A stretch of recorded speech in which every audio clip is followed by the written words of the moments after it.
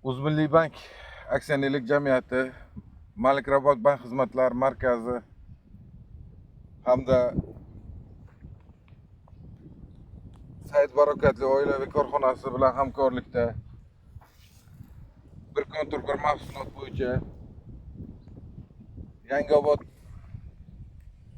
mahalla fuqarolar yig'inida joylashgan 10 gektar yer maydoniga Megaxon navli shirin kukuruz ekilgan. Ekilish jarayonida barcha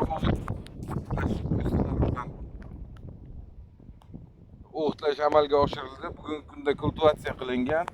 Endi ikkinchi sug'orish jarayoni amalga oshirilmoqda.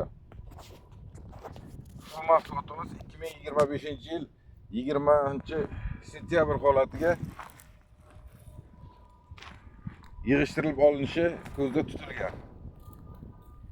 O'zlaringiz ko'rishingiz mumkin. Hozirgi kunda bir qarish bo'lib chiqqan.